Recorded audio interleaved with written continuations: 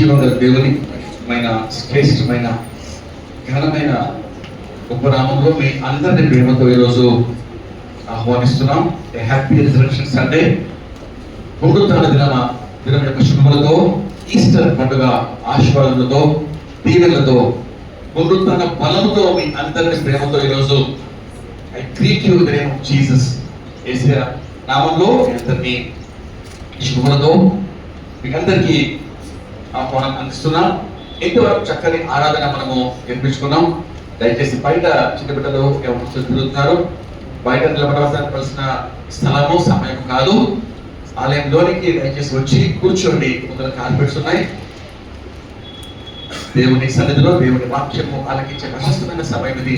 మరి ఈరోజు Easter message, పునరుత్థాన పండుగలో ప్రతి ఒక్కరము ఈ వాక్యము వినవలసిన వాక్యము. ప్రతి ఒక్కరికి ఈ వాక్యము దేవుడు వినిపించాలని, హృదయాలు మార్చబడాలని, పునరుత్థాన జీవంతో మనమందరం జీవించాలని, ఏ ఒక్కరూ నిత్య నరకానికి, నాశనానికి, అగ్నిగుండానికి వెళ్ళకూడదని యేసయ్య మనకి పునరుత్థాన బలంలో సర్వలోకమంతా ఆయన 2026 సంవత్సరాల క్రితం చేసిన ఈ యొక్క గొప్ప కార్యాన్ని ప్రచురం చేస్తుండగా అందరం దేవ మాకు వెనుకల్ని చెవిని గ్రహించగలిగే మనసు మాకు దయచేయ. ప్రతి సంవత్సరం ఈస్టర్ జరుపుకుంటా పునరుత్థానం గురించి కేవలం ఈస్టర్ రోజు మాత్రమే వినాలా? ఈస్టర్ సండేకు మాత్రమే పునరుత్థానాన్ని మనము పరిమితం చేస్తే అది ఉపయోగకరం కాదు, మేలుకరమైనది కాదు. కానీ క్రైస్తవుడు ప్రతి దినము పునరుత్థాన శక్తిని, పునరుత్థాన బలమును, పునరుత్థాన జీవమును పొందుకోవాలి అని దేవుడు మనకు పునరుత్థానాన్ని అనుగ్రహించారు. కాబట్టి ఈరోజు మనము చిన్న మన ప్రార్థనతో వాక్యంలోకి వెళ్దామండి. ఒకసారి మనము వాక్య భాగము చదువుకొని ప్రార్థనలోకి వెళ్దాం. మొదటి కొరింథీయులకు రాసిన పత్రిక 15వ అధ్యాయము. అందరం కలిసి వాక్య భాగాన్ని చదువుకుందాం. మొదటి కొరింథీయులకు 15వ అధ్యాయము 51 నుండి 58 వరకు. బైబిల్స్ అందరి దగ్గర ఉన్నాయా? బైబిల్స్ అందరి దగ్గర తెచ్చామా? ఓకే, దయచేసి కలిసి మనం చదువుకుందాం. మొదటి కొరింథీయులకు 15వ అధ్యాయము 51 నుండి చివరి వరకు. ఇదిగో మీకు ఒక మర్మము తెలుపుచున్నాను. మనమందరం నిరీక్షము కానీ ఈ విషయంలో ఒకరి పొరపాటున కఠోర ప్రోగానే మనమందరము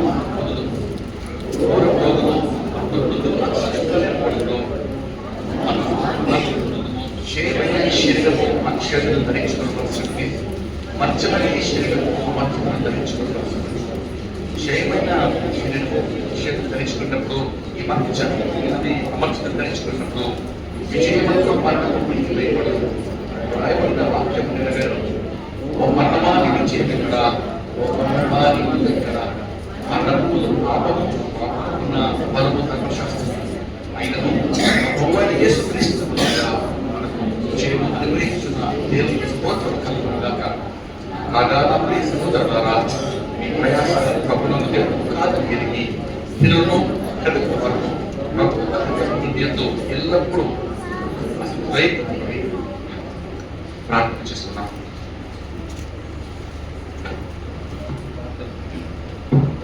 అందరం పనిలో వచ్చుకొని ప్రార్థనలో మనం ఏకీవిద్దాం.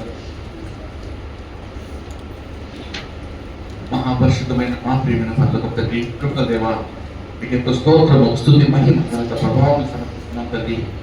2026 సంవత్సరాల క్రితం ప్రభువా మరణమును జయించి, సమాధిని గెలిచి, చావుకు చావు దెబ్బ కొట్టి మరణం యొక్క మర్మాన్ని లోకమంతటికి చాటించిన ఆ ప్రియమైన యేసుక్రీస్తు ప్రభువా నీకు ఎంతో స్తోత్రం చెల్లిస్తున్నాం. ఈ సమయంలో ప్రభువా యొక్క పునరుత్థాన సత్యములను ధ్యానించుకుంటూ పరిశుద్ధాత్మ దాసుడు నీ పక్షాన్ని చూడగా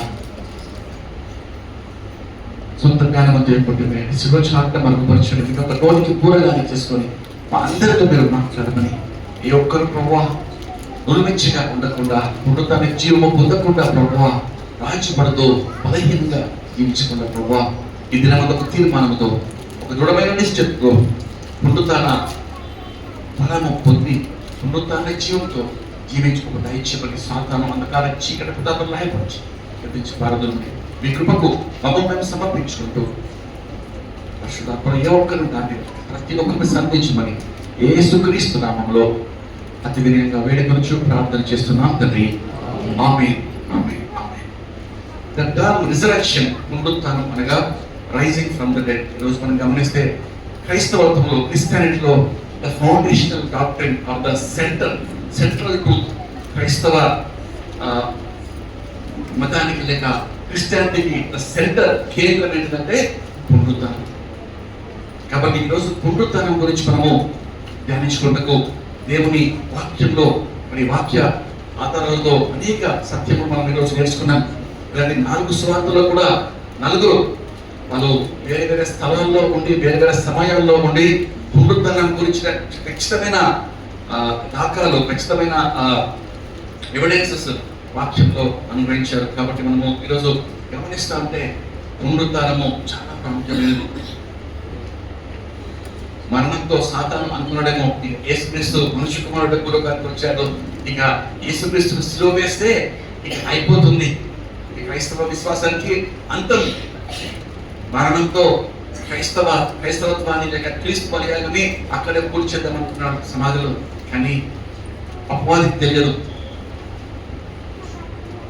పాపరహితుని పరిశుద్ధ దేవుని సమాధిలో బంధించి మరణము బ్రింగి వేసి అక్కడే ఉంచుతామని తెలియదు. మనం గమనిస్తే అపవాది సాతానుడు మరణము రండి చివరి శత్రువు, ఆయన మరణాన్ని కూడా దేవుడు జయిస్తాడు. అయితే ఇక్కడ మనం గమనిస్తుంటే ఓ మరణమాని విజయం ఎక్కడ, ఓ మరణమాని మూలెక్కడ, మరణపు అది పాపము కదండి, పాపములున్న వాళ్ళకు ధర్మశాస్త్రము. అయితే యేసుక్రీస్తు ప్రభువు వారు పరిశుద్ధుడు, ఆయన పాపము లేని దేవుడు, ఆయన జీవంగల దేవుడు, 100% దేవుడు అని నిరూపించిన ఆ అంశము పునరుత్థానం కదండి. పునరుత్థానంలో మనకు తెలిసిన గొప్ప సత్యం ఏంటంటే is God 100% and he is sinless, పరిశుద్ధుడు. ఎందుకనగా పరిశుద్ధ దేవునికి పాపము అంటుకోలేదు. మరణము లోకంలో ఎందుకు వచ్చింది అని మనం వాక్యంలో గమనిస్తే ఆదికాండంలో దేవుడు ఆదాము హవ్వలను సృష్టించినప్పుడు మరణం లేదు, డెత్ వాస్ నాట్ ఇంట్రడ్యూస్డ్. మరణము పాపము వలన మరణం వచ్చింది. ఎందుకనగా ఇక మానవుడు పాపం చేస్తూ నిత్యత్వం జీవిస్తుంటే ఇక మరణానికి అంతం లేదు, కానీ పాపానికి అంతం లేదు. పాపానికి శక్తి లేక పాపానికి ఆయన యేసయ్య శిలువలో వెల చెల్లించి పాపిని ప్రేమించాడు, పాపాన్ని బహిరంగంగా సాతానుడు శిలువ కొట్టేశాడు. కాబట్టి మనము గమనిస్తే పరిశుద్ధమైన దేవుడు యేసుక్రీస్తు ప్రభువారు అని ఆయన పునరుత్థానం ద్వారా తెలుపబడింది. మరి ఒక మాట మన వాక్యంలో గమనిస్తుంటే corner stone of Christian belief is the resurrection. కదండి, పునరుత్థానం అనేది చాలా చాలా ప్రాముఖ్యమైన అంశము. క్రైస్తవులు కేవలము ఈస్టర్ పండుగకు మాత్రమే పరిమితి చేయకూడదు, కానీ ప్రతి దినము పునరుత్థాన బలముతో పునరుత్థాన జీవంతో మనము జీవించాలని వాక్యము సెలవిస్తుంది. మరి ఒక ట్రైన్లో ఒక దేవుని సేవకుడు వెళ్తూ ఉన్నాడు, బైబిల్ ఆయన పట్టుకొని ప్రార్థిస్తూ ట్రైన్లో చక్కగా పాటలు పాడుతూ ఆయన వెళ్తూ ఉంటే ఆ ట్రైన్లో కొంతమంది ఇద్దరు మత గురువులు కూర్చున్నారట. కూర్చొని వారు ఆయనతో సంభాషిస్తూ అడిగిన ప్రశ్న ఏంటంటే, మీరు క్రైస్తవులు చాలా గొప్పగా మీరు చెప్పుకుంటూ ఉంటారు, చాలా గొప్ప, మీ మతం చాలా గొప్పదని, క్రీస్తు చాలా గొప్పవాడని. మరి ప్రపంచంలో అనేక మతాలు ఉన్నాయి, క్రైస్తవం ఉన్నది. మరి వీటన్నిటిలో వాట్ ఈస్ ద డిఫరెన్స్? క్రైస్తవ మతానికి మరి ఇతర ప్రపంచ మతాలకు ప్రాముఖ్యమైన ఆ డిఫరెన్స్ ఏంటిది? What makes you special, what makes you different అన్నప్పుడు సేవకుడు ఒక్కడే ఉన్నాడు, అనేక మంది ఇతర మత గురువులు ఉన్నారు. అయితే చెప్పిన మాట ఒకటే, పునరుత్థానం అని చెప్పారు. ఏదండి? రిజరెక్షన్. ప్రపంచంలో ఇక్కడే అనేకులు ఓడిపోయారు. మత గురువులుగా, దేవుళ్ళుగా, గొప్ప గొప్ప వ్యక్తులుగా అని చెప్పబడే అనేకులు జీవించారు, గొప్ప గొప్ప మాటలు మాట్లాడారు, ఎన్నో గొప్ప కార్యాలు చేశారు. కానీ మరణం దగ్గర వాళ్ళందరూ ఓడిపోయారు, సమానము చేయబడ్డారు. మరణం వారిని బ్రింగి వేసింది. ఇక మరణం తర్వాత అందుకే గొప్ప గొప్ప లీడర్స్ మనం గమనిస్తే కొంతమంది నాయకులు చనిపోతే కొన్ని దేశాల్లో ఎక్కడైతే మనకు డిక్టేటర్షిప్ ఉంటుందో వారి యొక్క మరణాన్ని కూడా చాలా దినాల తర్వాత వాళ్ళు బయలుపరుస్తారు. కొంతమంది ఒక్కొక్క మత గురువులు కూడా మరణాలు చెప్పరు. ఎందుకంటే ఇక తర్వాత ఏంటిది, ఎవరు వాళ్ళని వెంబడిస్తారు, ఇక వారి యొక్క నెక్స్ట్ స్టేజ్ ఏంటో తెలియదు. మన దగ్గర కూడా ఒక పెద్ద క్షేత్రం ఉంది. చాలా మంది భక్తులు వచ్చి చాలా ప్రార్థనలు సేవలు చేస్తూ ఉంటారు. కొంత పైన ముందు ఒక తెలియదు ఆయన ఎప్పుడు, తర్వాత వార్తలు వచ్చింది ఆయన లేరని చెప్పి. అంటే చూడండి, కానీ యేసుక్రీస్తు యొక్క పుట్టుక ఎవిడెంట్ గా ప్రవక్తలు కదండి రాశారు. ఆయన పుట్టుక ముందే 600 సంవత్సరాల క్రితం వాళ్ళు ఆయన మరణాన్ని కూడా వాళ్ళు రాశారు. పునరుత్థానాన్ని కూడా ఖచ్చితంగా యేసయ్య చెప్పిన మాట లేఖనములో నెరవేరాలి. లేఖనముల ప్రకారం యేసుక్రీస్తు జన్మించాడు, లేఖనం ప్రకారం మృతి పొందాడు, లేఖనముల ప్రకారము సమాధి చేయబడ్డాడు. లేఖనము నెరవేరినట్లు మరణము జయించి సమాధిని గెలిచి తిరిగి లేచాడు. చావులకు చావు దెబ్బ కొట్టాడు. భూలోకమంతా కూడా మరణం యొక్క మర్మము యేసయ్య మాత్రమే తెలియజేశాడు. అంతవరకు యేసయ్య తిరిగి లేసే వరకు కూడా మరణం అంటే ఒక వన్ వే ట్రాఫిక్ కదండి. అందరూ భూలోకంలో జీవిస్తున్నారు, మరణిస్తున్నారు. మరణం తర్వాత తెలియదు ఏమవుతుందో. What's next nobody knows. మళ్ళీ పుడతారా, నల్లి పుడతారా, ఇంకేమో పుడతారా, ఇంకా ఏదో కుక్క తెలియదు. మనుషులు ఏమైపోతారో తెలియదు. వన్ వే, అందరూ జీవిస్తున్నారు, మరణిస్తున్నారు. After death where is your address, nobody knows. మరణం తర్వాత నీ అడ్రస్ ఏందమ్మా అంటే ఒక ఊర్లో సువార్త చేస్తూ, అమ్మ ఈ రోజు మీరు చంద్రానపల్లి, మరణం తర్వాత ఎక్కడమ్మా అంటే ఏమో ఇక ఎక్కిపోతామో ఎవరు తెలుసు. ఖచ్చితంగా యేసయ్య చెప్పిన మాట ఏంటంటే, నేను మీ కొరకు స్థలము సిద్ధపరుస్తాను, నేను ఉండి చూడన్నా మీరును ఉండులాగునా నేను మీ కొరకు స్థలం సిద్ధపరుస్తాను, తిరిగి వచ్చి మిమ్మల్ని తీసుకొని వెళ్తాను. That is the power of the resurrection. ఎంత గొప్ప దేవుడు. ఈరోజు మనతో ఆయన మాట్లాడుతూ మరణం యొక్క కదండి మర్మము ఆయన చెప్పాడు. మరణము మనుషునికి అంతం కాదు. మరణము మనిషికి దట్స్ నాట్ ద ఎండ్. కానీ మరణం తర్వాత ఇంకొక జీవం ఉంది. కేవలము శరీరము మట్టి కాబట్టి ఈ మట్టి శరీరం తిరిగి మట్టిలో కలిసిపోతుంది. But the actual man has change his address. నిజమైన నేను, నిజమైన వ్యక్తి, మరణించిన వ్యక్తి కేవలము శరీరము ఇచ్చాడు అంతే. ఏమంటారంటే కొంతమంది వెళ్ళిపోయాడు అంటారు కదండి. ఇక్కడికి వెళ్ళిపోయాడు. ఆత్మ దేవుడిచ్చిన ఆత్మ తిరిగి దేవుని దగ్గరికి వెళ్ళిపోవాల్సిందే. కాబట్టి ఈరోజు మనం గమనిస్తే యేసుక్రీస్తు యొక్క మరణము, ఆయన పునరుత్థానము గొప్ప సత్యము మనకి ఈరోజు బోధిస్తున్నాము. మొదటి కొరింథీయుల రాసిన పత్రికలో గమనిస్తే అపోస్తలుడైన పౌలు ఒక అధ్యాయం అంతా కూడా పునరుత్థానం గురించి ఆయన కేటాయించారు. మొదటి కొరింథీ పత్రిక రాసిన సమయం మనం గమనిస్తే దాదాపు 55-56 AD. ఆ సమయంలో ఇంకా మనకు సువార్తలు మత్తయి, మార్కు, లూకా, యోహాను సువార్తలు ఇంకా రాయబడలేదు. కాబట్టి ఆ యొక్క కొరింథీ సంఘంలో అన్ని సంఘాల వల్లే ఎన్నో ప్రశ్నలు. మరణం తర్వాత మనుషులు ఏమవుతారు, మరణం తర్వాత ఇంకా మన విశ్వాసానికి అదే అంతమా అని వాళ్ళకి ఎన్నో సమస్యలు, తర్వాత ఎన్నో ప్రశ్నలతో ఉన్న ఆ సమయంలో ఖచ్చితంగా అపోస్తలుడైన పౌలు చెప్పిన మాట ఏంటంటే, క్రీస్తు పునరుత్థానము ఉన్నది. ఒక అధ్యాయం అంతా 58 వచనాలతో కూడిన అధ్యాయం అంతా కూడా పునరుత్థానం గురించి ఆయన చెప్పాడు. మనము గమనిస్తుంటే ఆయన చెప్పిన ఖచ్చితమైన వాక్యం చూడండి. 15వ అధ్యాయము 12 నుంచి చూసుకుందాం. 12 నుంచి కొన్ని వచనాలు. క్రీస్తు మృతులలో నుండి లేపబడి ఉన్నాడని ప్రకటింపబడుచుండగా మీలో కొందరు మృతుల పునరుత్థానము లేదని ఎప్పుడు చెప్పుచున్నారు? మృతుల పునరుత్థానము లేని ఎడల క్రీస్తు కూడా లేపబడి ఉండలేదు. మరియు క్రీస్తు లేపబడి ఉండని ఎడల మేము చేయు ప్రకటన వ్యర్థమే, మీ విశ్వాసమును వ్యర్థమే. దేవుడు క్రీస్తును లేపనని ఆయనను గూర్చి మేము సాక్ష్యము చెప్పి ఉన్నాము కదా. మృతులు లేపబడని ఎడల దేవుడు ఆయనను లేపలేదు గనుక మేమును దేవుని విషయమై అబద్ధపు సాక్ష్యముగా అగ్గుపడుచున్నాము. మృతులు లేపబడిన ఎడల క్రీస్తు కూడా లేపబడలేదు. క్రీస్తు లేపబడని ఎడల మీ విశ్వాసము వ్యర్థమే, మీరింకను మీ పాపంలోనే ఉన్నారు. అంతేకాదు క్రీస్తు నన్ను నిద్రించిన వారును నశించరు. ఈ జీవితకాలం మట్టుకే మనం క్రీస్తు నన్ను నిరీక్షించే వారమే ఎడల మనుషులందరికంటే దౌర్భాగ్యులమై ఉంది. మంచి మాట కూడా. మృతులు లేపబడతారని ఖచ్చితంగా వాళ్ళు లేపబడతారని ఇక్కడ అపోస్తలుడైన పౌలు సంఘంతో అనేక ప్రశ్నలు ఉన్న సంఘంతో ఆయన జవాబిస్తున్నాడు. ఈరోజు అని చెప్పే ఎలిబెత సంఘంలో అందరి ద్వారా మాట్లాడే మాట ఖచ్చితంగా క్రీస్తు ఒకవేళ లేపబడి ఉండక ఆయన మృతుల్లోనే ఉంటే మన నిరీక్షణ వ్యర్థము, మన విశ్వాసము వ్యర్థము, మనం చెప్పే బోధ వ్యర్థమే అనుకుంటామని. ఇంకా మీరు పాపంలో క్రీస్తు లేపబడని కదా విశ్వాసము వ్యర్థమే, మీరు ఇంకా మీరు పాపంలోనే. అయితే క్రీస్తునందు మృతుపడిన వాళ్ళందరూ కూడా నశిస్తారు. ఈ జీవితకాలం మట్టుకే మనం క్రీస్తు విశ్వాసం ఉంచితే నిరీక్షించిన వారి ఉంటే మనుషులందరికంటే క్రీస్తులు ఎంతో భక్తి చేస్తూ ఉంటాం కదండి. ఎంతో క్రీస్తు నిమిత్తము సేవ పరిచర్య మరి అర్పణ కానుకలు సువార్త ఎంతో చేస్తామండి. ఒకవేళ క్రీస్తు లేపబడలేదు మన విశ్వాసము ఈ భూలోకం మట్టుకే మనకు కనిపిస్తూ ఉంటే మనుషులందరూ కూడా మనము దౌర్భాగ్యము విరుద్ధమని అపోస్తలుడు పౌలు చెప్తా ఉంటాం. కానీ నెక్స్ట్ వర్స్ లో మనం చూస్తుంటే 20లో ఇప్పుడైతే నిద్రించిన వారిలో ప్రథమ ఫలముగా క్రీస్తు మృతుల నుండి లేపబడి ఉన్నాడు. మనుషుల ద్వారా మరణము వచ్చిన కనుక మనుషుల ద్వారానే మృతుల పునరుత్థానమును కలిగింది.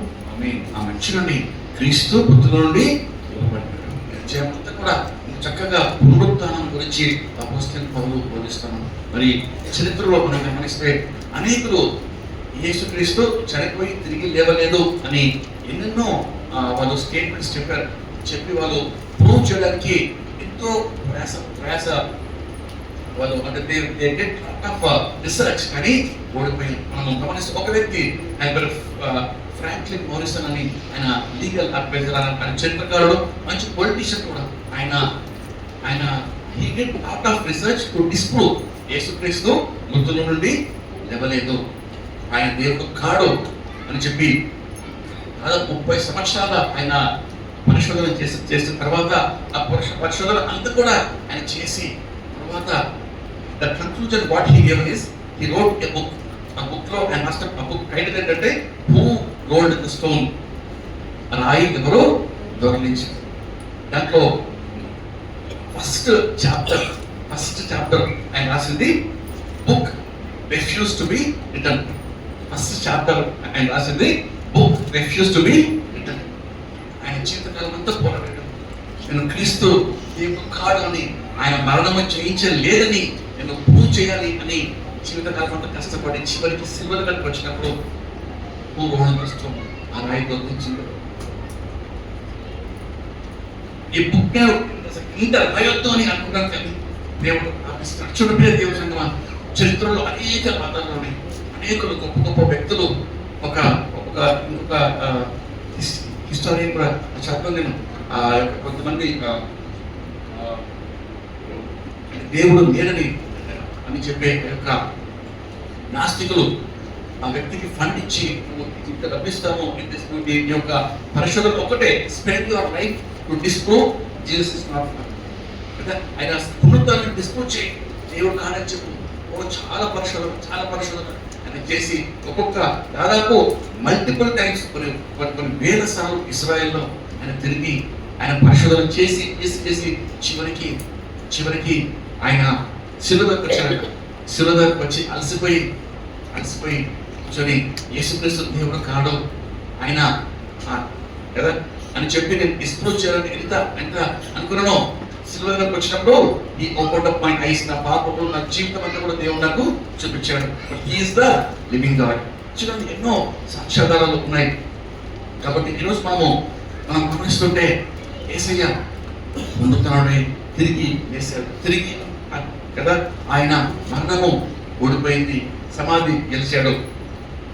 మనము ఇంకొక మాట మనం గమనిస్తుంటే చూడండి అపోస్తలుడైన పౌలు ఫిలిప్పీయులకు రాసిన పత్రిక 3వ అధ్యాయం అక్కడ పొందుతనం గురించి ఆయన ఆశ, ఆయన గురి ఆయన చెప్తుంటాడు. 3వ అధ్యాయం 10-11 వచనాలు. ఏ విధము చేతనైనను మృతులలో నుండి నాకు పునరుత్థానము కలగాలని ఆయన మరణ విషయంలో సమాన అనుభవం గలవాడునై ఆయనను ఆయన పునరుత్థాన బలమును ఎరుగు నిమిత్తమును ఆయన శ్రమలలో పాలువాడవుతే ఎట్టిదో ఎరుగు నిమిత్తమును సమస్తమును నష్టపరుచుకొని వాటిని పెంటతో సమానంగా ఎంచుకొనుచున్నాను. ఆమేన్. చూడండి మంచి మాట. ఏ విధము చేతనైనను మృతుల నుండి నాకు పునరుత్థానము కలగవాలని ఆయన మరణ విషయంలోనూ సమానుభవము కలగాలి, ఆయనలో ఆయన పునరుత్థాన బలమును ఎరుగుడి నిమిత్తము. చూడండి, అపోస్తలుడైన పౌలు he came to the gist of the disparity. అనగా మనుషులందరూ మరణిస్తున్నారు, నేను కూడా ఒకరోజు మరణిస్తాను. మరి క్రీస్తులో నాకున్న గొప్ప నిరీక్షణ ఏంటంటే, ద బ్లెస్డ్ హోప్ ఏంటంటే, నేను పునరుత్థానం పొందాలి. క్రీస్తు ఏ రీతిగా పునరుత్థానం అయ్యాడో నేను కూడా పునరుత్థానం కావాలి. మరణం నాకు అంతము I must be part of resurrection. కాబట్టి అట్లా ఉంటే నెక్స్ట్ నుండి ఆయనను, ఆయన పునరుత్థాన పదము ఎరుగు నిమిత్తము, ఆయన శ్రమలో పాలువాడు కూడా ఎరుగు నిమిత్తము సమస్తమును నష్టపరుచుకొని పెట్టగా ఎంచుకోవచ్చు. ఈరోజు నిజమే పునరుత్థాన బలము మనం కేవలము వింటూ ఉన్నాం కదండి, కానీ ఆ బలము లేని వారిగా ఉంటున్నామేమో. కేవలం ఇది ఒక అంశంగా, ఒక సబ్జెక్ట్ గా మనం వింటున్నాం. అన్ని పండుగలు చేసుకుంటుంటాం కదండి, క్రిస్మస్ చేసుకుంటాం, తర్వాత గుడ్ ఫ్రైడే, మరి ఈస్టర్, ఇవన్నీ పండుగలు అవుతా ఉన్నాయి, క్యాలెండర్ పేజీలు మారుతా ఉన్నాయి. దేవుడు మనతో మాట్లాడుతున్నాడు.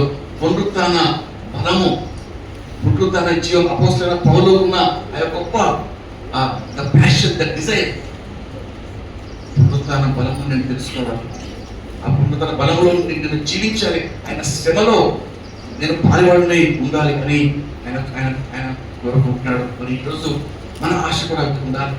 పునరుత్థానం it is not just an event in the history. పునరుత్థానం కేవలము పండుగగా మనం సంవత్సరం ఆచరిస్తుంటే వ్యర్థము, కానీ మన జీవితాన్ని మార్చాలి, మన గురిని, గమ్యాన్ని మార్చాలి. పునరుత్థాన శక్తి దేవుడి రోజు మనకు అనుగ్రహించాడు. మరి ఆయన ఏ రీతిగా ఆయన పునరుత్థానుడై తిరిగి లేచాడో మన వాక్యంలో కదండి గమనిస్తాం. ఇంతకుముందు చూసాను చూడండి, మనం కొరింథీయులకు 15లో 22nd వర్స్ నుంచి, ఆదాము నందు అందరూ ఎలా పొందుచున్నారో అలాగనే క్రీస్తు నందు అందరూ బ్రతికింపబడును. ప్రతి వాడును తన వరుసలోనే బ్రతికింపబడును. ప్రథమ ఫలము క్రీస్తు, తరువాత క్రీస్తు వచ్చినప్పుడు ఆయన వారు బ్రతికింపబడతారు. ఆమె 23వ వచనంలో లాస్ట్ టైం క్రీస్తు తర్వాత ప్రథమ ఫలముగా క్రీస్తు, తర్వాత క్రీస్తు వచ్చినప్పుడు ఆయన వారు బ్రతికింపబడతారు. ఆయన వారు అండర్లైన్ చేస్తున్నామండి. ఈరోజు గమనిస్తే అందరూ కదండి, అందరూ బ్రతికింపబడరు. అందరి కొరకు దేవుడు కదండి, ఆయన పరలోకము లేక ఆయన యొక్క నిత్యత్వం కాదు, కానీ ఆయన వారు ఈరోజు మనం గమనిస్తే ఆయన కొరకు జీవించే వారందరికీ, అనగా పునరుత్థానము బలము పొందిన వారందరికీ ఈరోజు పునరుత్థాన బలంలో జీవించే వారందరికీ, అనగా రక్షణ పొంది ఆయన శ్రమలో పాలువారైన వారికి దేవుడు పునరుత్థానంలో తిరిగి బ్రతికిస్తారనే వాక్యంలో ఉంది. కాబట్టి ఈరోజు ఒక తీర్మానంతో పునరుత్థానము ఈస్టర్ పండుగలో మన జీవితాల్లో we should make a decision. ప్రభా, నిజముగా పునరుత్థాన బలం పెడుతూ మాకు నేర్పించడయ్యా, మాకు చూపించడయ్యా అని మనం దేవుని వేడుకునే సమయం మనకు మాట నేను చెప్పాలి. వాట్ ద రిజరక్షన్ క్లెయిమ్స్, పునరుత్థానం ద్వారా మనకు వచ్చిన గొప్ప లాభాలు లేక ఖచ్చితమైన ధృవీకరణ ఏంటి అంటే, ఆయన 100% గాడ్, 100% గాడ్, సిన్లెస్.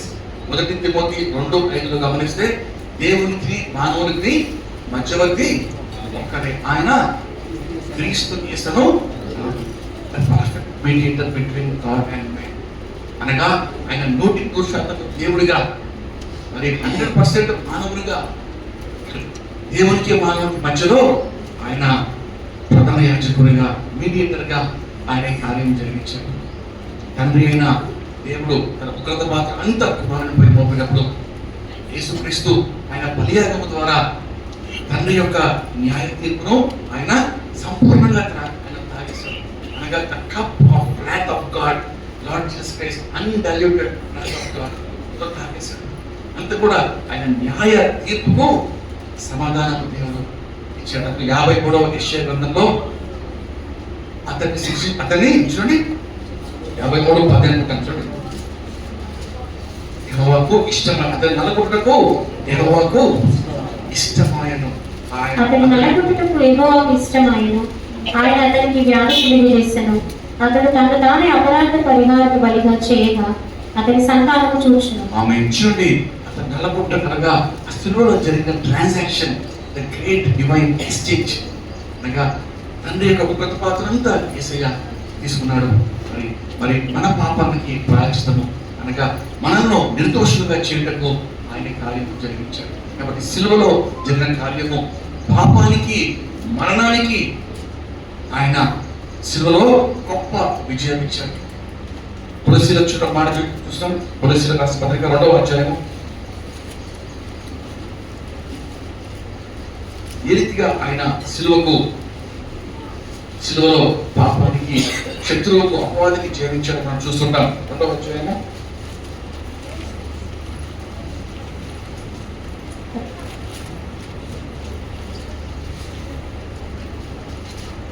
చూడమ్మా 13 నుంచి 15 కలుస్తుంటాయి వాక్యాలు. దేవుడు రాతరూపకమైన ఆజ్ఞల వలన మన మీద రుణముగాను మనకు విరోధముగాను ఉండిన పత్రమును మేకులతో సిలువకు కొట్టి దాని మీద చేరాలను తుడిచివేసి మనకు అడ్డము లేకుండా ఎత్తివేసి మన అపరాధములన్నింటినీ క్షమించి ఆయనతో కూడా మిమ్మల్ని జీవింపచేశాను. ఆయన ప్రధానులను అధికారులను నిరాయుధంగా చేసి సిలువ చేత జయోత్సవంతో వారిని పట్టి తెచ్చి బహాటముగా వేడుకకు కనపరిచాను.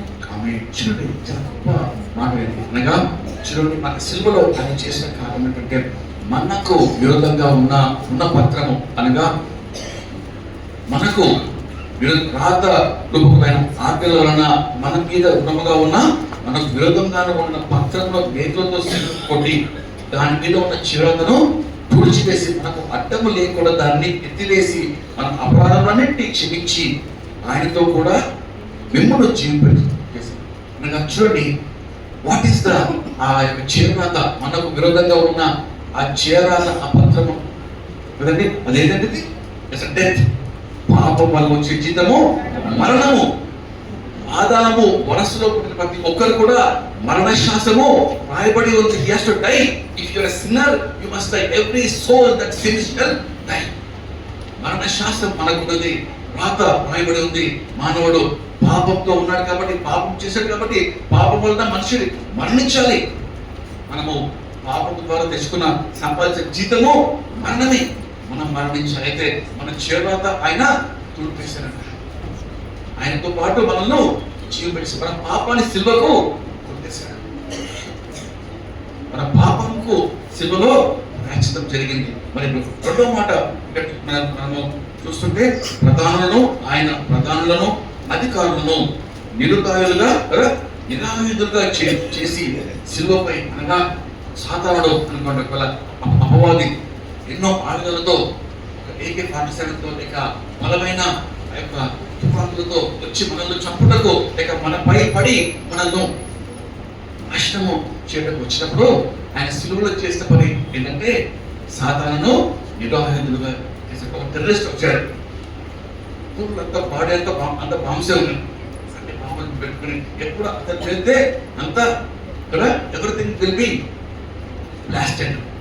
అయితే ఆ యొక్క టెర్రరిస్ట్ పట్టుకొని అతనికి ఉన్న ఆయుధాలు గన్స్ అన్ని కూడా తీసేసి నిరాయుధులుగా బాహటంగా ఆయన ఏది కూడా సమస్తము కదండి కంప్లీట్ గా అన్వయింది కదా, అది చేసి బాహటంగా వేడుకకు కనపరిచాడు. అంటే బాహటంగా వేడుక కంటే చేస్తాను సాధారణ అనుకున్నాడు. ఇక మరణంతో వేసే అంత అయిపోయింది అనుకున్నాడు. కానీ ఆ సిలువలో సాతానుకు గొప్ప పరాజయం, గొప్ప అవమానము, బహాటంగా వేడుకకు నిరాయుధులుగా చేసి మరణంపై, పాపంపై, మనపై సాతానుకు అధికారము లేకుండా దేవుడు సిలువలో సాతానును చేపట్టి వేడుకకు అప్పగించాడు.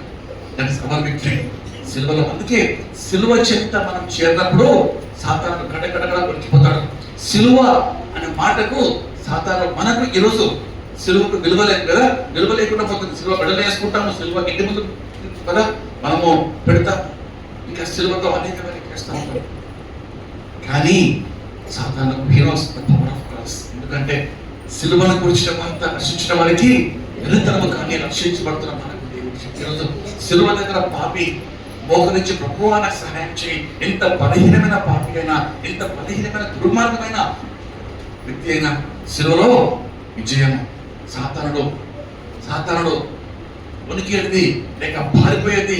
సాతానుడు ఫ్లీ కదండి, దేవునికి లోపడి అపవాది గద్దించిన వాడి మీద నుంచి ఎప్పుడు మారిపోతారంటే మనకి ఏదో వాక్యం బాగా వచ్చు, వాత ప్రసంగాలు చేస్తే కాదు, మోకరించి కన్నీటితో ప్రార్థన చేసి ఆ శిలువ దగ్గర చేరుకున్నప్పుడు యేసు ప్రభు నేను కాదయ్యా మీ శిలువ కదా నృత్యం చేద్దాం. అందుకే మొదటి మనం 2 కొరింథీ 5:21 పాప పెరుగని ఆయనను నా కొరకు నీ కొరకు దేవుడు పాపముగా చేశాడట కదా. పాపముగా చేసి ఆయన మనము నీతిమంతులు మనం కావాలని ఆయనను చూడమా. ఎందుకనగా మనం ఆయన యందు దేవుని నీతి అగినట్లు పాపమెరుగని ఆయనను మన కోసము పాపముగా చేశాడు. ఆమె పాపమెరుగని ఆయనను మన కోసము ఆయన పాపముగా చేశాడు. ఇంకొక మాట మనము రోమీలకు 4లో ఒక మాట చూస్తాం, లాస్ట్ వర్స్ లో 4:25 ఆయన మన అపరాధముల కొరకు అప్పగించబడ్డాడు, మనము నీతిమంతుల ఆయన తిరిగి లేచాడు. ఆయన మన అపరాధముల నిమిత్తం అప్పగింపబడి మనము నీతిమంతులముగా తీర్చబడుటకై లేపబడిన. ఆమె చూడండి, ఈరోజు దేవుడు చేసిన గొప్ప కార్యం ఆ శిలువలో. కాబట్టి అపవాదికి సాతానుకు మనపై అధికారం లేదు, శక్తి లేదు. కానీ ఈరోజు మనం గమనిస్తే అపవాది చాలా మంది భయపడతా ఉంటారు, సాతానుకు దయ్యానికి కదండి భయపడతా ఉంటారు. ఈరోజు మనం భయపడాల్సిన అవసరం లేదు. ఏ కార్యం జరిగినా కూడా వచ్చయ్యా నా మీద గాలి వచ్చిందయ్యా, గాలి కొట్టిన తర్వాత ఏమో చేస్తున్నాను, చేసాను, ఏమైంది ఇక్కడ చూస్తే బొట్లు ఉన్నాయి, అక్కడ నిమ్మకాయలు ఉన్నాయి, అక్కడ ఇంకేమో ఉంది, ఆ కొబ్బరికాయ పళ్ళ కొట్టి ఆ చిప్ప మా ఇంటికి ఎదురుగా పెట్టారు. ఒక సేవ కూడా వచ్చాడు మా ఇంటికి వచ్చి బాగా చెప్పాడు, కొంచెం మంచిగా ఉన్నాం, ప్రార్థన చేశాడు. థ్యాంక్ యూ బ్రదర్ అంటే, బ్రదర్ మీరు చూసారు అంటే, ఏంటి బ్రదర్ మీ ఇంటి ముందు ఎవరో కొబ్బరికాయ పలగొట్టి ఆ చిప్పులు మీకే గురిగా చూడలేదు బ్రదర్, నేను లేదు బ్రదర్, కార్తీక ముందు అదే చూసాను, కార్తీక ముందు ఆయన చుట్టూ చూస్తున్నాడు, ఆ చిప్పలు ఉన్నాయి, మీ ఇంటికే ఉన్నాయి, ఏదో మీ ఇంటికి ఎవరేమో చేస్తున్నారు. అవునా బ్రదర్, ప్రార్థన చేయండి. లేదు బ్రదర్ మీరు ఆలోచించాలి, అలాంటి చూడాలి, ఏమైనా అమ్మున్నాయా, ఇంకా నా కొబ్బరికాయలు ఉన్నాయా, మంత్రాలు, కాయతులు, నిమ్మకాయలు, మిరపకాయలు, ఇవన్నీ కూడా సాతాను కదా ఏదో చేస్తారు, ఏమి చేయలేడు. నీకెంతో అత్తయ్యి, ఎందుకంటే నిరాయుధులుగా దేవుడు సిలువలో అతన్ని వేడుకకు అర్పించాడు. ఈ డిస్ప్లే ఎందుకంటే మనం గమనిస్తే ఊరేగిస్తారు. మన వాక్యంలో కూడా మనం చూస్తాం, రాజుల గ్రంథాల్లో సౌలును చంపినప్పుడట ఫిలిస్తీయులు సౌలు యొక్క ముండాన్ని ఫిలిస్తీయుల 5 యొక్క ఏంటమ్మా సర్దారులు కూడా ఊరేగించారట. అంటే ఇక శత్రువు ఓడిపోయాడు. అక్కడ దేవుడు సాతానును ఊరేగించాడు. సాతానుకు ఇక బలము లేదు, మనపై ఏ అధికారం లేదు. ఈరోజు మనమే చాలాసార్లు వాటిని ఏదో హైప్ చేస్తూ ఉంటాం, సాతాను కార్యం ఇది కాదు. మనకు రక్షణ పొందిన దేవుని బిడ్డలపై, యేసు రక్తంతో కడిగి ఉన్న దేవుని బిడ్డలపై గమనించండి, వాటికి ఏ అధికారము లేదు. మనం ఇస్తే తప్ప, మనం అధికారం ఇస్తే తప్ప, మనం ఆహ్వానిస్తే కదా తప్ప, మనము ఇదో అని చెప్పి మనం వాటికి భయపడుతూ ఉంటే ఏంటి చాలా భయపడుతున్నాడు, నాకు ఒకసారి పోయి టచ్ చేసేయాలనుకుంటాడేమో. కానీ వాడు రాడు, ఎందుకంటే మన చుట్టూ దేవుని అగ్ని, ఆయన సిలువ రక్త కంచె ఉన్నదండి. కాబట్టి వేడుకైనా వాడిని అప్పగించాడు. విశ్వాసం ఏంటంటే మన శక్తి మనం తెలుసుకోక, దేవుడిచ్చిన బలం మనం తెలుసుకోక భయపడుతూ ఉంటాం. మనం ఏదో చేస్తున్నందుకు కాదు, it is finished work on the cross. ఇతర మతాల్లో వ్యక్తి చాలా భయభక్తులు గలవాడు, చాలా భక్తిపరుడు, దేవుడి కొరకు ఎన్నో ఉపవాసాలు, త్యాగాలు, శరీరాన్ని కోసుకొని నిప్పులపై నడిచి ఇంకా అనేకమైనవి 40-40 డేస్ చాలా విపరీతమైన ఉపవాసాలు, యాగాలు, యజ్ఞాలు ఎన్నో చేస్తారు. వారిని బట్టి మరి భక్తి జీవితాన్ని కోరుతుంటాం. అయితే మన భక్తి ఏదండి? మనం చేసే ఏదో కార్యానికి దేవుడు ఏదో మైమర్చిపోయి మనకి ఏదో వరం ఇవ్వడు. ఆల్రెడీ క్రీస్తును బట్టి ఈరోజు మనము జీవంతులు. నాట్ బై మై వర్క్స్, నా ప్రార్థన కాదు, నా భక్తి కాదు, నా విశ్వాసం కాదు, అది క్రీస్తు సెలవులో చేసిన కార్యం బట్టి. అందుకే క్రీస్తుపై ఎన్నో ఉన్నా కదా నా విశ్వాసం పడబడింది. చాలా మంది ప్రార్థన చేయండి, ప్రార్థన కాదు, ఎవరి నామంలో ప్రార్థిస్తున్నాం? The name in which we pray, the name above all names, యేసు ప్రభు నామములో శక్తి ఉంది. మన మన పునాది, మన విశ్వాసము, మన నిరీక్షణ, మన యొక్క క్రైస్తవ జీవితం జీవితము జీసస్ క్రీస్తు. ఎందుకనగా ఆయన మరణము జయించాడు. ఇంకొక మాట మనం ఇక్కడ వాక్యంలో గమనిస్తుంటే ఆయన మాత్రమే జయించినదండి. ఈరోజు విశ్వాసులుగా మనకు కూడా దేవుడు ఆ యొక్క పునరుత్థానము, విశ్వాసుల పునరుత్థానము. యోహాను సువార్త 11:25 వచ్చింది. త్వరగా నేను వాక్యాన్ని ముగిస్తాను, చూసుకుందాం. యోహాను సువార్త 11:25.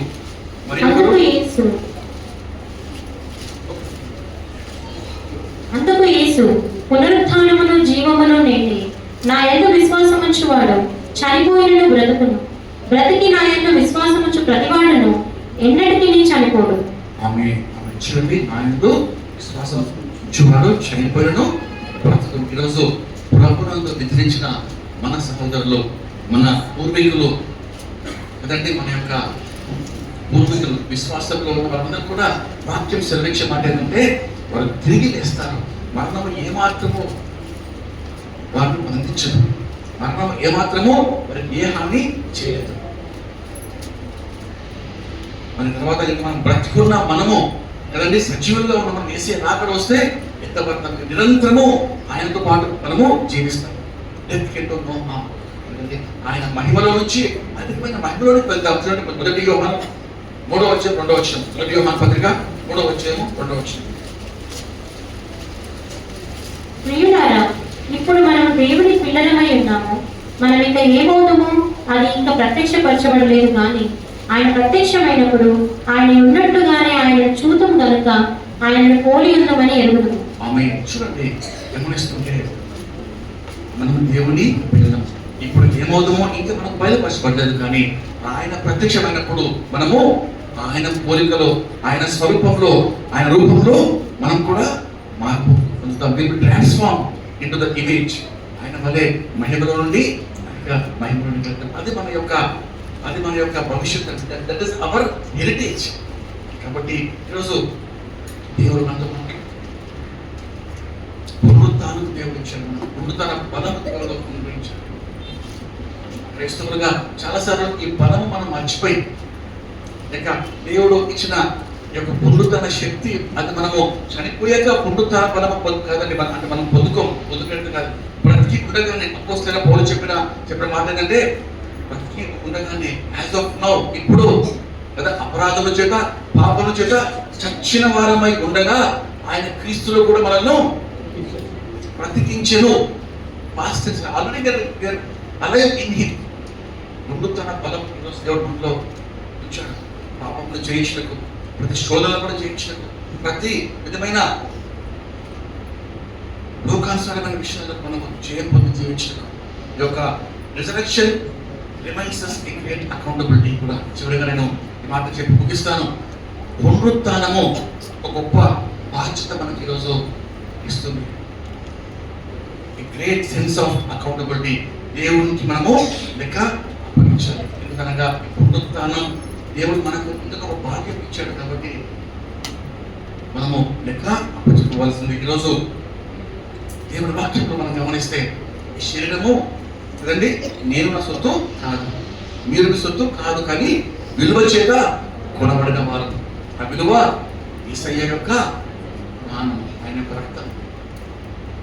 ఈ శరీరానికి మనం కేవలము స్టీవర్డ్స్, అంటే ఎవరైతే మేనేజర్స్, ఒక గొప్ప ఎస్టేట్ యజమానుడు మనకు అప్పగిస్తే మేనేజర్గా ఎంతో కోట్లాది ఎస్టేట్ ప్రతిరోజు అనేది మనం లెక్క ఇవ్వాలి. అకౌంట్ ఈరోజు ఇంత ఖర్చు అయింది కదండి. మన చర్చ్ కూడా అకౌంట్స్ వాళ్ళు చక్కగా ఈ పద్ధతులు చేసిన, కేక్స్ ఇచ్చిన తర్వాత యొక్క భోజనాలకు ప్రతి లెక్క ఇస్తాం. ఎందుకనగా అకౌంటబిలిటీ. మన శరీరానికి, మన జీవితకాలము, ఈ జీవితంలో జరిగించిన అన్నిటికీ మనము లెక్క అప్పగించవలసిన వాళ్ళని ఉన్నాం. ఈరోజు మనం మాట్లాడే మాటలు, లేక మన యొక్క జీవితంలో మనం జరిగించిన కార్యాలు అన్నిటికీ లెక్క అప్పగించాలి. 1 కొరింథీ 2:5-10 మనము 2 కొరింథీ 5:10 లెక్క అప్పగించవలసింది. ప్రతి మాటకు మనము రహస్యంగా చేసిన ప్రతి వాటికి, లేక బహిరంగంగా చేసిన ప్రతి వాటికి, వ్యక్తిగత జీవితం గురించి నేను ఏ రీతిగా సమయాన్ని, నా బలాన్ని, నా శక్తిని, నా డబ్బును, దేవుడు ఇచ్చిన తలాంతులు ఏ రీతిగా నేను వాడుకున్నాను, లేక ఆయనకి అప్పగించాలి. మరి నా కుటుంబము భార్యతో భర్తతో బిడ్డలతో ఏ రీతిగా జీవిస్తున్నాము? బాధ్యత కలిగి ఉన్నామా? క్రీస్తు మార్గంలో వారిని పెంచుతున్నామా? లోకంతో రాజీ పడుతున్నామా? ఆఫీస్లో ఏ రీతిగా ఉన్నాం మనం? మన గృహాల్లో ఏ రీతిగా ఉన్నాం? మన ఇరుగు పొరుగు వారి మధ్యలో ఏ రీతిగా ఉన్నాం? స్కూల్స్లో, మన ప్రయాణాల్లో ఎవరు చూడట్లేదు, ముందరిగా ఉన్నాం. How do you live? మన బ్రతుకంతా ఉదయకాలం పాట పాడాం కానీ లేచినాడుగా క్రీస్తు సమాధి. మన బ్రతుకంతా ఆయనకు కదండి కొట్టబయలేదట. మన బ్రతుకు గురించి ఆయనకు, నీ బ్రతుకు గురించి ఆయన ఎరుగున్నాడు, నీ యొక్క ప్రతి పరిస్థితిని ఆయన ఎరుగున్నాడు. కాబట్టి మనం లెక్క అప్పగించాలి. ఏ రీతిగా మన యొక్క ఈ సంబంధాల్లో లెక్క మనం ఇవ్వాలి కదా. మన ఫ్రెండ్స్తో బిడ్డల్లో ఏ రీతిగా చూసుకుంటున్నాం, ప్రభు మనలో పెంచుతామా? బిడ్డలుగా పేరెంట్స్ మనం ఏ రీతి వారికి ఇవ్వాల్సిన మర్యాద కదా మనము ఇస్తున్నామా? సంఘంలో ఉన్న తోటి విశ్వాసాలతో మనం ప్రేమిస్తున్నామా? వాక్యం సేవిస్తుంది, ప్రేమించాలి. అక్కర్లో అవసరంలో ఉన్న ఇతరులకు సహాయం చేయాలి. తల్లిదండ్రులు వృద్ధాప్యపడ్డ వారిని చూసుకుంటున్నామా? ఆదరిస్తున్నామా? మరి బిడ్డల్లో ఒక మార్గంలో నడిపిస్తున్నామా? కదండి అత్తమామలు, కోడలు, అల్లులు ఈ రీతిగా అందాలు ఉన్నాయి. ప్రతి వాటికి లెక్క ఇవ్వాల్సి ఉంది. అది ఖచ్చితంగా ముందుతాను మనకు నేర్పించే సత్యం ఏంటంటే మనం లెక్క అప్పగించవలసిన వారు. కాబట్టి జాగ్రత్తగా ఉండాలి. దేవుడు చక్కని ఆయన సాదృశ్యం ఇచ్చాడు. మనము లాజరు ధనవంతుని యొక్క ఆ యొక్క మనం దేవుడు పేరు ఇచ్చాడంటే నిజంగా జరిగిన విషయం దేవుడు మనకు బోధిస్తున్నాడు కదండి. లాజరు చనిపోయాడు, దేవుడు కదా దూతలు వచ్చి ఆయనను తీసుకొని పోయాడు. వెళ్ళి అబ్రహాములోన ఆనుకున్నాడు. కురుపులతో, భయంకరమైన శరీర బాధతో, వేదనతో, యాత్రతో ఆయన కురుపుల ఆ కురుపులైనప్పుడు కుక్కలు వచ్చి కురుపులు కదా భయంకరమైన పరిస్థితి. కానీ ఆయన దూతలు వచ్చి ఆయనను తీసుకొని పోయి మహిమ శరీరంతో వెళ్ళాడు. అబ్రహాములోన నెమ్మదిగా, ఆరోగ్యంగా, ఆనందంగా ఆనుకున్నాడు. దేవుడితో ఆయన అబ్రహాము రొమ్మున పరదేశంలో ఆనందిస్తున్నాడు. అయితే మనము ఇంకొక మాట కూడా గమనిస్తాం కదండి. ధనవంతుడు కూడా మరణించాడు, ధనవంతుడు కూడా చనిపోయాడు. చనిపోతే ఆయన కూడా వెళ్ళాడు. ఎక్కడికంట ఆయన వెళ్ళింది? ఎక్కడమ్మా? అదే ఇంకా నాకు హేటిస్ అంటారు ఇంగ్లీష్. ఇంకా ఇట్స్ ప్రిపేర్డ్ ప్లేస్. ఇంకా నరకం దాకా తీర్పు అయ్యాకనే నరకంకి వెళ్తాం. కానీ అది స్టే కొన్నిసార్లు మనము ఉంచుతారు స్టేలు కదా. అక్కడ ఉన్నాడు. మనం వాక్యంలో గమనిస్తాం. అతను కూడా వెళ్ళాడు. వెళ్ళి అతను ఆ యొక్క దూరం నుంచి కదా లాజరుకు ధనవంతుడికి మధ్యలో గొప్ప అగ్రతం ఉన్నది. వీళ్ళు అక్కడ వారిని చూడలేదు, వారు మేబీ చూడలేదు. కానీ ఇద్దరు కూడా పునరుద్ధరణమైన శరీరంలో ఉన్నారు. అయితే ధనవంతుడు లాజరు చూడండి శరీరం మార్పు పొందింది. అక్కడ ధనవంతుడుగా లేడు, కానీ అక్కడైనా నరకయాత్ర బాధ అనుభవిస్తున్నాడు. చూడండి ఒకసారి ఆ వాక్యం చూస్తున్నాం. సువార్త 16వ అధ్యాయంలో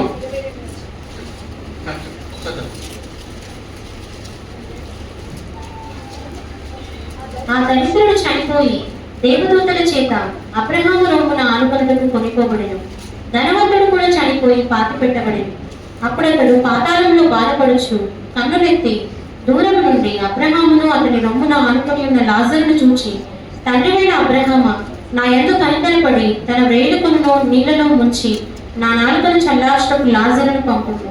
నేను ఈ అగ్ని జ్వాలలలో యాతన పడుచున్నానని కేకలు వేసి చెప్పాడు. అందుకు అబ్రహాము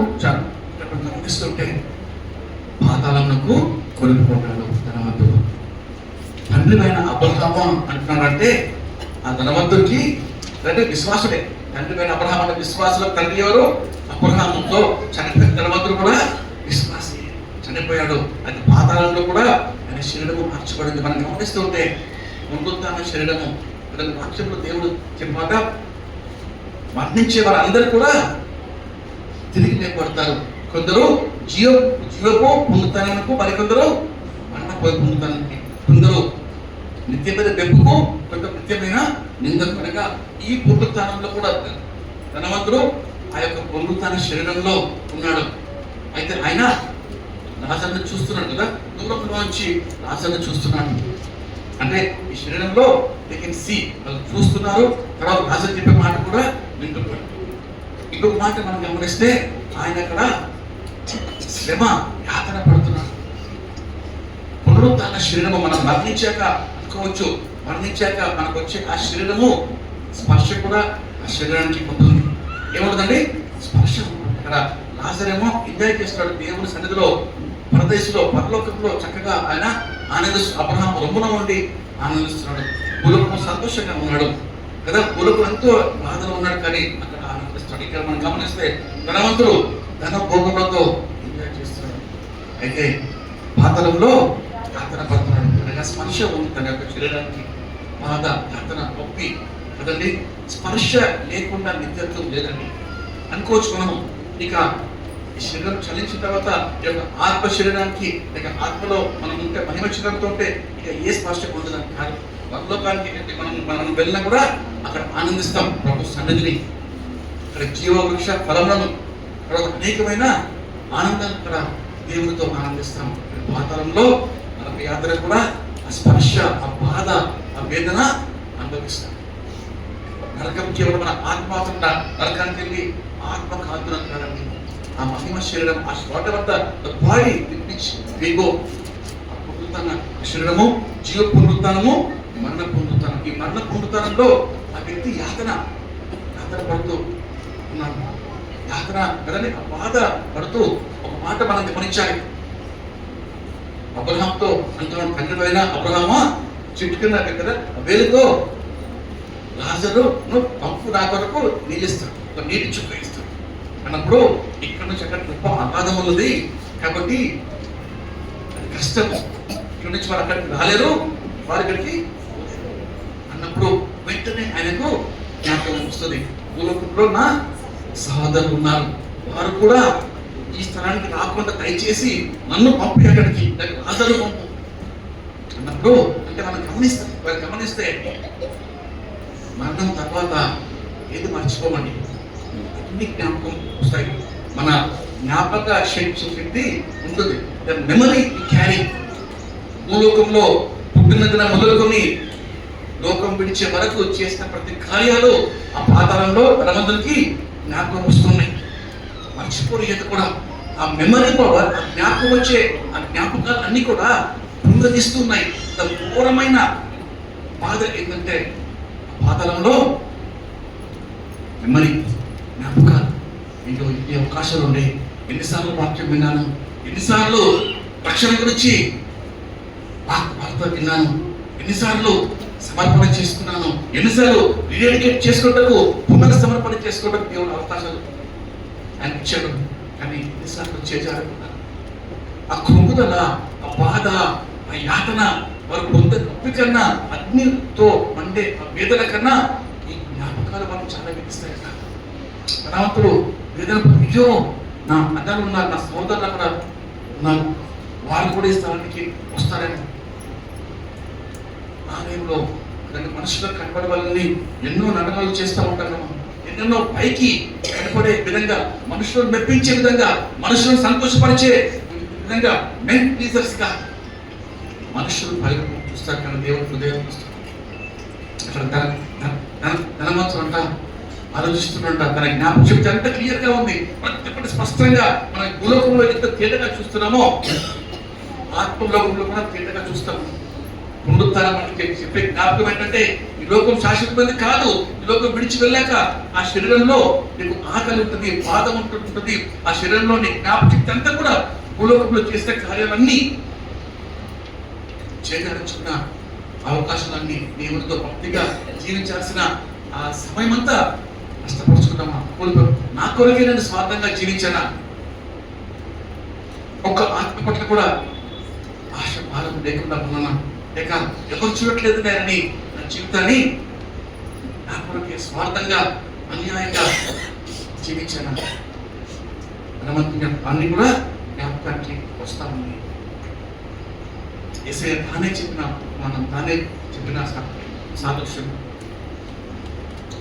మనం వాక్యత చివరిగా 15:50 మనం గమనిస్తే, రక్త మాంసములు దేవుని రాజ్యంను స్వతంత్రించుకున్నాం.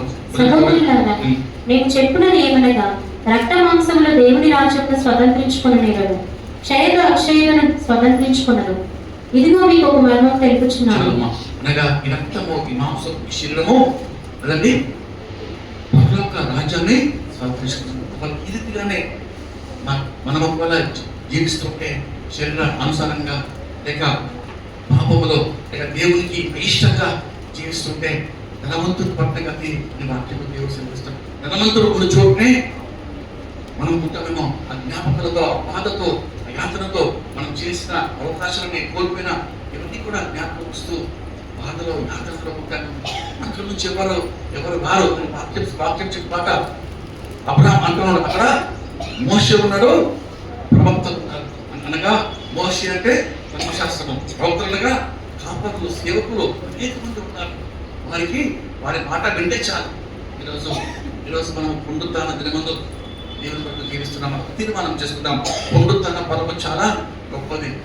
The power of resurrection is the greatest power of all. ఈరోజు ఎన్నో పవర్స్ ఉన్నాయి కదండి, కానీ ఏ శక్తి కూడా మనిషిని తిరిగి జీవింప చేయలేదు.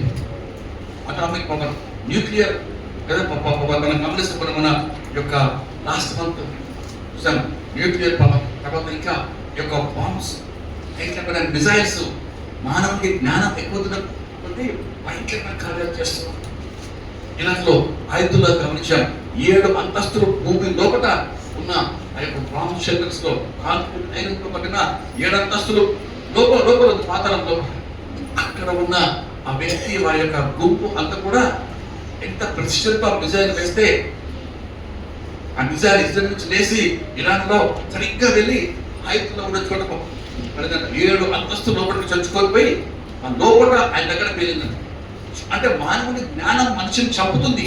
మానవ జ్ఞానం అంతా కూడా మనిషిని యొక్క సృష్టిని చంపేస్తుంది, నాశనం చేస్తుంది. కానీ ఒక వ్యక్తిని ప్రత్యించగలమా? ప్రత్యించలేము. ఒక చనిపోయిన చిన్న మొక్కను బతికించగలమా? కోవిడ్ టైంలో కదండి చూసాం, ఆక్సిజన్ ఇంత ఫ్రీగా దేవుడు ఇస్తున్నాడు. ఒక్క సిలిండర్ కొన్ని వేలు పెట్టుకున్నాం మనం ఆక్సిజన్ పిలుచుకుంటాం. దేవుడు అంత ఉచితంగా ఈ జీవాన్ని దేవుడు ఇచ్చాడు. పునరుజ్జీవాన్ని కూడా దేవుడు మనకి ఇస్తున్నాడు. ఇప్పుడు దేవుడు పెట్టాలి. ఈరోజు పునరుత్థాన శక్తితో, పునరుత్థాన బలంతో మనము ప్రతి ఒక్కరి సమయం ఉన్నప్పుడే, ఈ జీవం ఉన్నప్పుడే సువార్త ప్రకటించటకు, అందరితో సమాధానపడి జీవించటకు, ప్రేమ కలిగి మనం జీవించటకు, గొప్ప ధైర్యంతో క్రీస్తు సువార్తను చాటకు మన ధైర్యము, మన బలం ఏదంటే పునరుత్థాన శక్తి. దరిద్ర శక్తి కూడా చనిపోతామా? ఓకే, ఎప్పటికైనా లోకము విడిచిపెట్టాలి. శరీరము పోవాల్సిందే, మట్టి తిరిగి మన్నై పోవాల్సిందే, మట్టికి మారిపోవాల్సిందే. కానీ దేవుడి శరీరం, మహిమ శరీరము సిద్ధంగా ఉంటుంది. వాక్యాన్ని ముగిస్తున్నాను.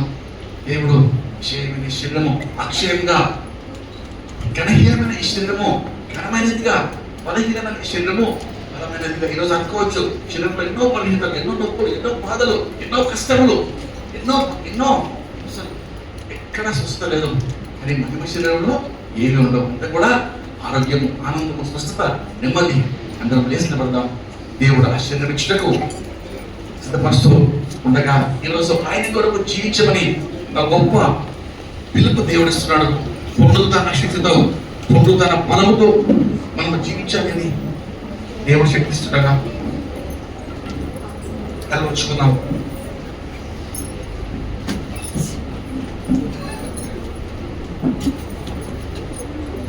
పునరుత్థాన బలము దేవుడు నీకు నాకు ఇచ్చేటట్టు ఆయన శిలువలో మరణించాడు. మరణం చేయించి తిరిగి వేశాడు.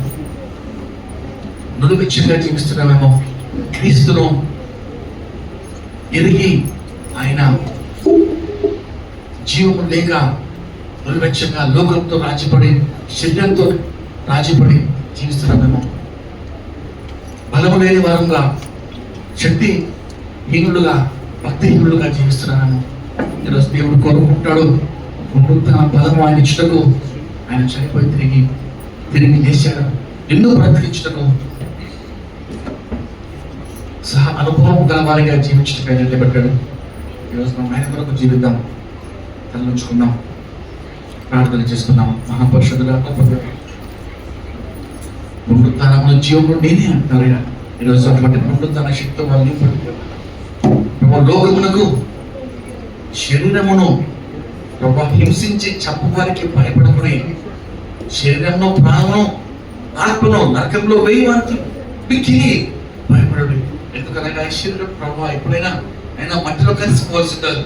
కానీ తండ్రి ఈ శరీర ఔషధాలకు, శరీర ఇచ్చలకు, శరీర తత్వమునకు ప్రభా లోబడి అయినా రాజీపడి నీకు అవిధేయంగా జీవించకుండా, బలము లేని వాడిగా జీవించకుండా, అపవాదికి దాసులుగా ఉండకుండా ప్రభా ఈ దినమందు ధైర్యము కలిగి తండ్రి జీవించటకు